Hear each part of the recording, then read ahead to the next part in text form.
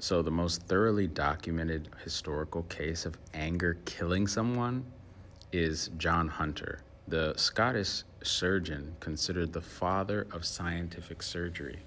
He was also the Surgeon General of England and personal surgeon to King George III.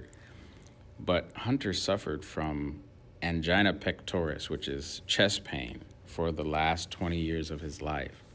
And his attacks were often triggered by his anger. He made a chilling prediction that became medical legend. He said, "My life is at the mercy of any rascal who chooses to provoke me to anger." And on October 16th, 1793, at an angry staff meeting at St. George's Hospital in London about the admission of medical students, Hunter became so angry and argumentative with the chief of the medical service, he collapsed immediately from a heart attack and died in the boardroom. They did an autopsy and found severe coronary artery disease with heavy calcification on both carotid arteries. Hunter was later buried in Westminster Abbey. The Royal College of Surgeons holds an annual memorial to him. But this story is rich narrative gold. A man who knew anger was his trigger, who literally told people, anyone who angers me can kill me, and who died proving himself right in the middle of an argument. So Harvard did a study and found that in 2 hours following an angry outburst, your risk of heart attack increases by nearly 5 times, and your risk of stroke triples. Not because of what you ate, not because of your genetics, but because of what you felt. And your doctor has never once connected your anger to your blood pressure. So you need to hear this.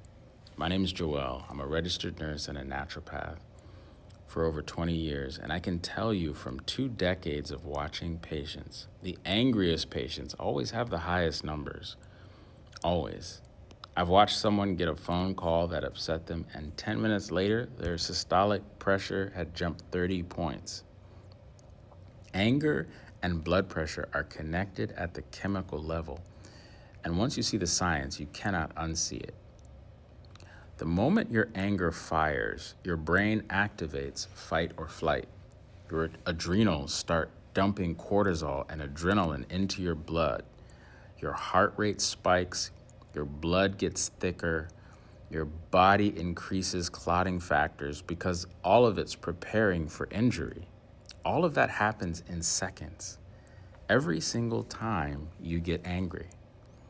And if you're someone who lives in chronic anger, chronic frustration, chronic resentment, chronic bitterness, your body is doing this all day long. The lining of your arteries, called the endothelium, start getting damaged from the constant pressure and inflammation. So over time, that damage hardens. That is how anger physically scars your blood vessels. So a meta-analysis in the European Heart Journal found that chronic anger and hostility increased coronary heart disease risk by 19%. Independent of diet, independent of weight, meaning even if everything else is perfect, anger alone can keep your blood pressure elevated. In the Bible it says, "Be angry, but do not sin.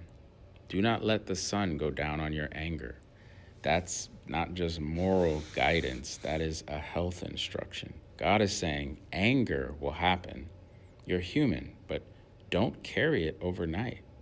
Because when you go to bed angry, you take that cortisol into your sleep. Your blood vessels never relax, your heart never gets rest. Your body, which is supposed to recover at night, and your blood pressure, which is supposed to dip 10 to 20% during sleep, but that anger makes all that not happen. You lose that dip entirely. You wake up with elevated blood pressure before you even hit the floor.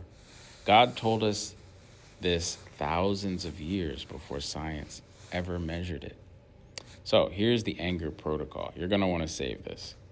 Number one, identify the real source, not the traffic, not the coworker, not the dog, the real source. Usually it's deeper, an old wound, a betrayal, a loss of control. And until you name it honestly, you'll keep treating surface triggers.